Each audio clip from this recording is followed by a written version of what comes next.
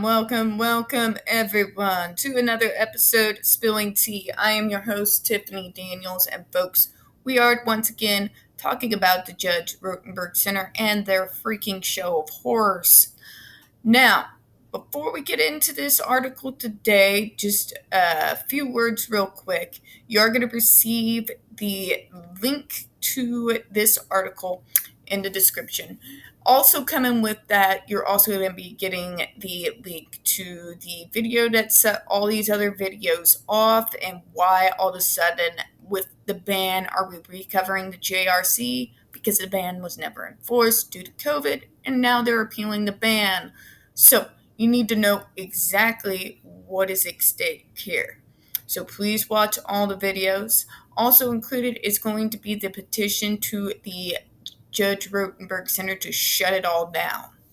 If you haven't signed it, please do. Now, folks, as always, if you do have young children present, when we do speak about the Judge Rotenberg Center, we do go over some graphic descriptions of torture against people with disabilities. So, if young ones are present, please put on your headphones. All right. Without further ado, folks, this is from Medscape.com. FDA panel hears horror stories of shock treatments. Now, this came right on the heels of that massive document we all just went through together. So that's why, in particular, I wanted to go over it and read through it with you today. So, keep in mind this is 2014, not last week. Last week, a U.S. Food and Drug Administration advisory panel heard horrendous stories of misuse of electrical stimulation devices, ESDs, that are currently approved to control unwanted behaviors in patients with developmental disorders, and impassioned pleas from patient advocacy groups to have them banned. As reported by Medscape Medical News, the majority of the members from the FDA's Neurological Devices Panel of Medical Devices Advisory Committee agreed and voiced support for a complete ban on ESDs. Although some former students reported relief after undergoing treatment with ESDs, professional society representatives voiced outrage that the devices are still in use in any capacity. The use of noxious electrical stimulus is inhumane, said Jennifer Bellamy, legislative counsel of the ACLU. I guess they did get involved. Little late in the game, don't you think? During her testimony before the panel, the fact that we consider using it on people with disabilities, and only people with disabilities, is evidence of bias and discrimination, and we urge the ban of such devices, said Bellamy. Torture, not treatment. Electric and skin shock devices are typically used to prevent repeated self-injurious behaviors, SIBs, such as head banging, hand biting, eye gouging, and other aggressive behaviors. But the devices have been identified with several potential adverse events, including burns, tissue damage, depression, anxiety, pain and discomfort, post-traumatic stress disorder, and even suicidal behavior.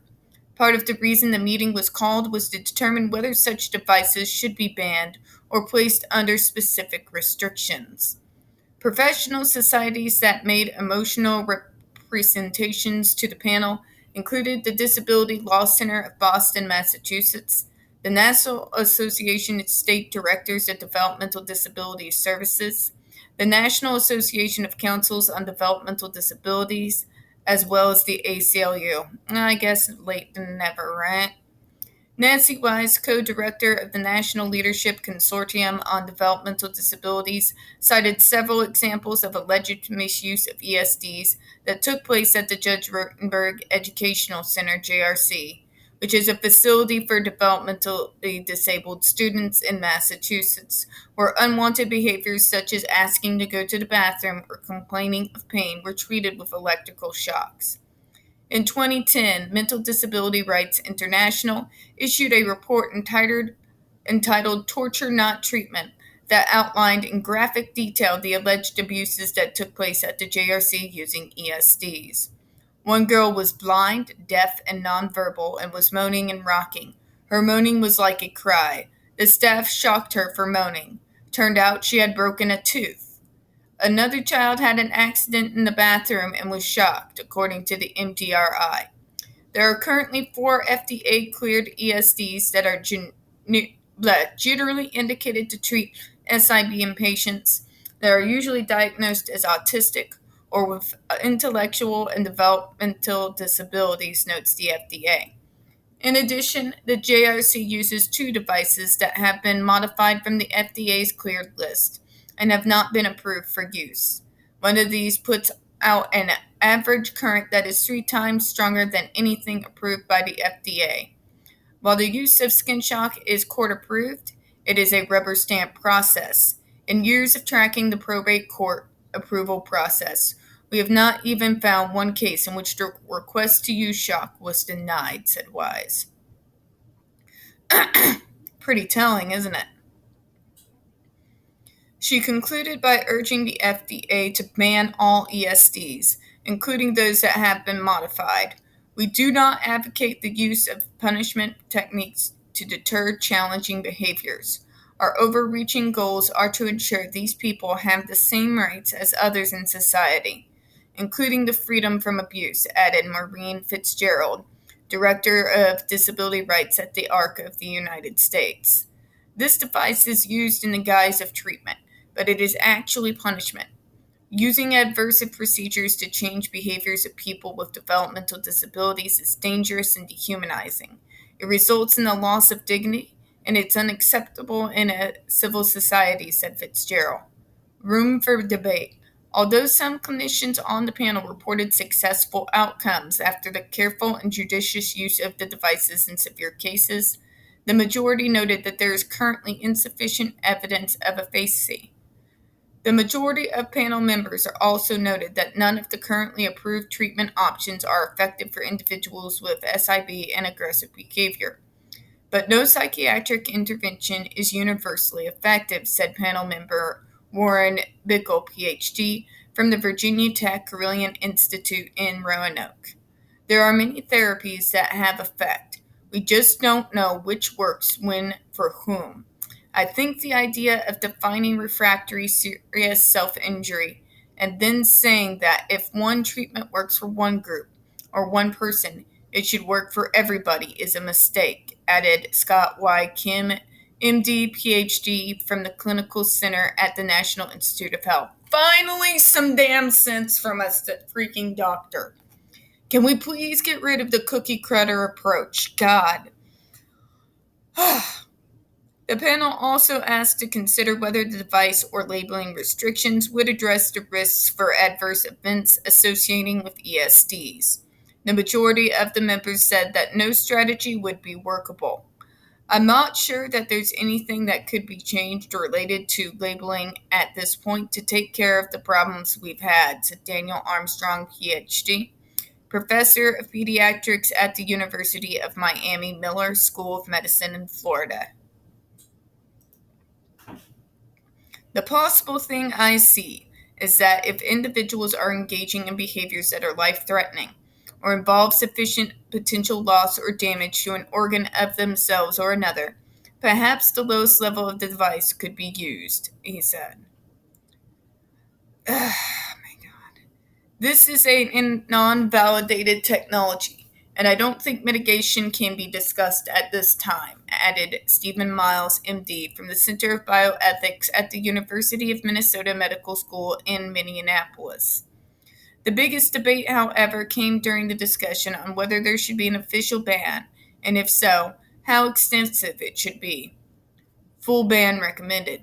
The FDA is authorized to ban a medical device that presents an unreasonable and substantial risk of injury and illness.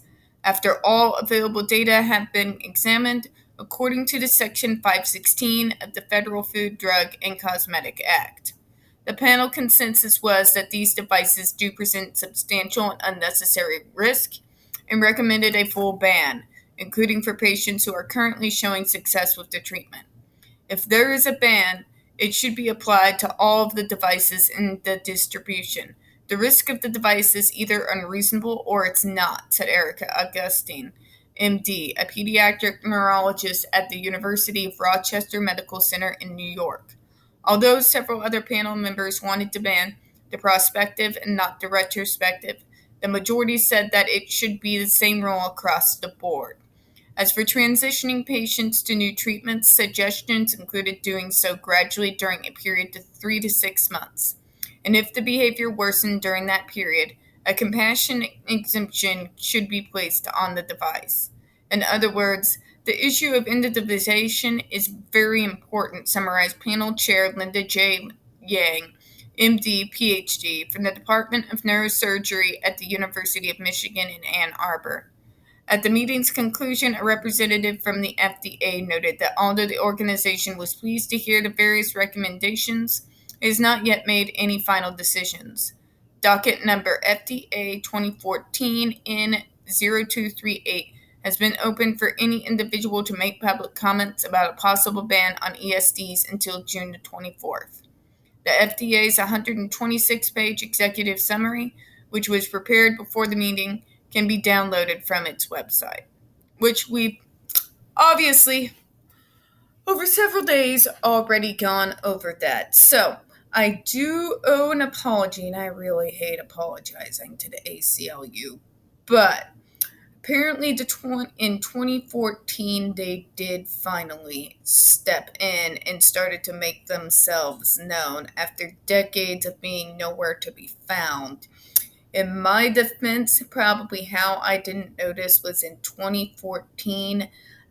That was when, due to my ex and his sister, I found myself out on the street at 3 a.m. in the middle of the morning.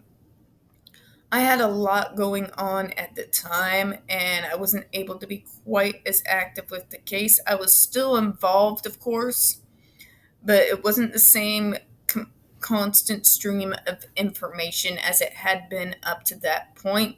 So I do apologize for misleading in regards to the ACLU being involved with the JRC case. I'm just going to apologize for that up front. I was not correct about that. And I was this day years old when I found that out. Funny, you don't see much of it on their website, do you? But anyways, you have some of these doctors who believe if it's working for them, if they get worse when they're off it, then obviously we must be compassionate in regards to those students if it's not transitioning successfully. No. It's not how any of this works, people. Abusing someone to the point of just accepting it, and then suddenly that being the only way to keep them on an even keel because that's what they're used to, is not an answer. Therapy is an answer. Counseling is an answer. Getting to the root issues that's buried underneath all of the symptoms is an answer. That's just one girl's opinion, though, but we all know what they say about logics these days, right?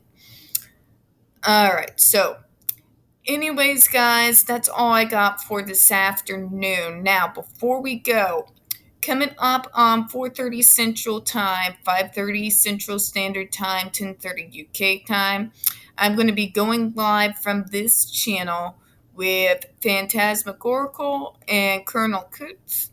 We may be joined by some others we don't know at this point, but please be there, guys. We're going to be talking Manson, we're going to be talking Johnny, and just whatever happens to strike our fancy for today. So please come on by. We would really appreciate you to be there. And as always, folks, to close out, we don't get that many views on this channel. The few that we do get do tend to get removed from time to time, so please don't forget to hit that like button. Hit subscribe. Don't forget to hit the comments. I do appreciate your time this afternoon, and as always, folks, we here at Spilling Tea hope you have a good one. Bye-bye.